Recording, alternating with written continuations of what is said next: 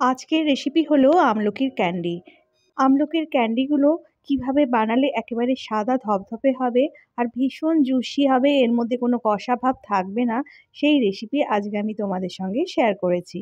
আমলকি খেলে যেমন সর্দি কাশি কম হয়, সেরকম হজমের সমস্যাও দূর হয়। এখানে আমি 10-12টা আমলকি নিয়ে ভালো করে ধুয়ে এটাকে আমি ফ্রিজারের মধ্যে 4 থেকে 5 ঘন্টা রেখে দিয়েছিলাম।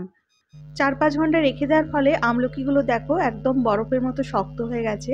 এখন আমলকির ওপরের খোসাটা ছাড়িয়ে নিচ্ছি।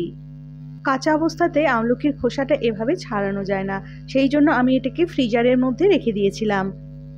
খোসাগুলো এইভাবে ছাড়িয়ে নিলে আমলকির ভেতরে চিনির রসটা খুব ভালো করে ঢুকে যাবে আর এগুলো ভীষণ জুসি হবে। এই একই রকমভাবেই আমি এখানে সমস্ত আমলকির খোসাগুলো ছাড়িয়ে নিয়েছি। এবার আমলকিগুলোকে আমি ভালো করে সেদ্ধ করে নেব। এই জন্য একটা কড়াইতে কিছুটা জল নিয়ে এর উপরে একটা স্টিমার রেখে দিলাম। স্টিমারটার ওপরে খোসা ছাড়ানো আমলকিগুলো রেখে দিলাম। এবার আমি এখানে কড়াইটা ঢাকা দিয়ে এটাকে 15 মিনিটের মতো ভাপিয়ে নেব, তাহলে আমলকিগুলো খুব ভালো করে সেদ্ধ হয়ে যাবে। এইভাবে ভাপিয়ে সেদ্ধ করে নিলে আমলকির ভেতরে যে উপকারী জুসটা থাকবে সেটা বেরিয়ে যাবে না। এখানে আমলকিগুলো 15 মিনিট ভাপিয়ে সেদ্ধ করা হয়ে গেছে। এখন আমলকিগুলো একটু ঠান্ডা হয়ে গেলে এগুলোকে ভালো করে ছাড়িয়ে নিতে হবে।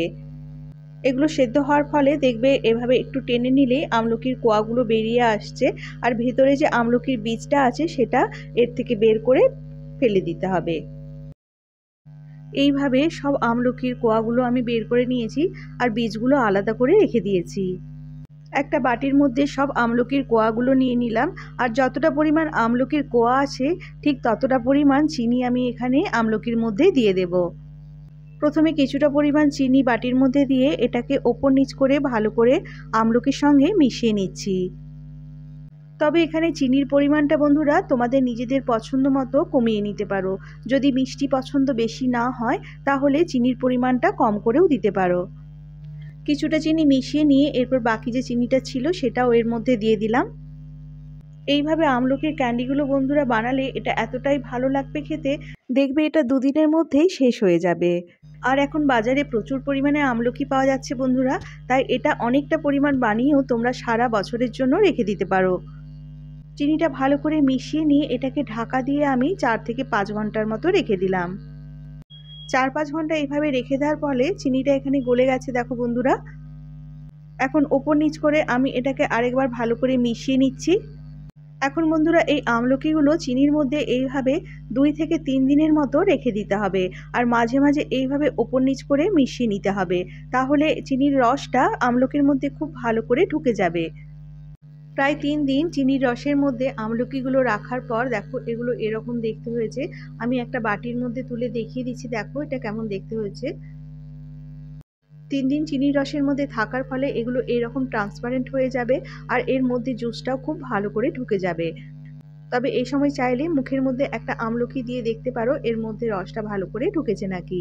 এখন আমলকিগুলো আমি রস থেকে তুলে একটা ছাঁকনির মধ্যে ছেঁকে নিচ্ছি। আর এখানে যে জুসটা রয়ে যাবে বন্ধুরা সেটা কিন্তু ফেলে দেব না, সেটা দিয়ে শরবত করে নেব। এবার এই আমলকিগুলো আমি একটা কুলোর মধ্যে একটা পলিথিন পেপার রেখে তার মধ্যে দিয়ে দিলাম। এগুলোকে ভালো করে শুকিয়ে নিতে হবে, এই জন্য আমলকিগুলো এইভাবে একটু চারিদিকে ছড়িয়ে ছড়িয়ে দিচ্ছি, যাতে একটার সঙ্গে আরেকটা জুড়ে না থাকে, একটার সঙ্গে আরেকটা যেন লেগে না থাকে। এটা কিন্তু ভালো করে দেখতে হবে, না হলে আমলকিগুলো ভালো করে শুকাবে না আর এগুলো নষ্ট হয়ে যেতে পারে। এখন বন্ধুরা এগুলো যদি ডাইরেক্ট রোদে শুকাতে চাও তাহলে এটা 4 থেকে 5 ঘন্টার মধ্যে রাখলেই ভালো করে শুকিয়ে যাবে। আর যদি রোদ না থাকে ছাওয়ার মধ্যে শুকাও তাহলে সারা দিন রাখতে হবে, তাহলেই দেখবে আমলকিগুলো খুব ভালো করে শুকিয়ে যাবে। আমি এখানে প্রায় ছাওয়ার মধ্যেই রেখেছিলাম আমলকিগুলো, রোদটা খুব একটা পাইনি। এটা একদিনের মতো রাখতেই আমলকিগুলো দেখো এখানে ভালো করে শুকিয়ে গেছে।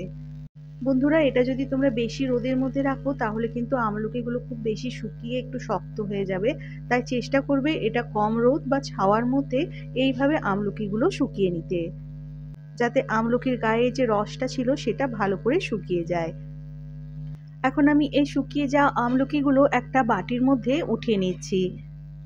সব আমলকিগুলো বাটির মধ্যে উঠিয়ে নিয়ে এর মধ্যে আমি এখন কিছু মশলা দিয়ে দেবো, যাতে এটা খেতে বেশ চটপটা হয়। প্রথমে এর মধ্যে 1 চামচ পরিমাণ গোলমরিচের গুঁড়ো দিয়ে দিচ্ছি।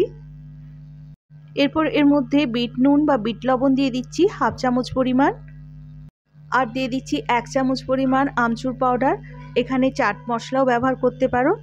এরপর এর মধ্যে দিয়ে দিচ্ছি 1 চামচ পরিমাণ চিনির গুঁড়ো। এখন সব কিছু উপর নিচ করে ভালো করে মিশিয়ে নিচ্ছি, যাতে সমস্ত ক্যান্ডিগুলোর মধ্যে এই মশলাটা ভালো করে লেগে থাকে। এই মশলাগুলো ভালো করে আমলকির ক্যান্ডির মধ্যে লাগিয়ে নিলে এগুলো তৈরি হয়ে যাবে। আমলকির ক্যান্ডি তৈরি হয়ে গেছে। এরপর এগুলো শুকনো কাচের শিশির মধ্যে রেখে অনেক দিন পর্যন্ত এগুলো খাওয়া যাবে। রেসিপিটি ভালো লাগলে প্লিজ ভিডিওটা একটা লাইক করে দিও আর চ্যানেলটা সাবস্ক্রাইব করে নিও। চলে আসবো আবার একটা নতুন ভিডিও নিয়ে। আজ তাহলে আসি, টাটা।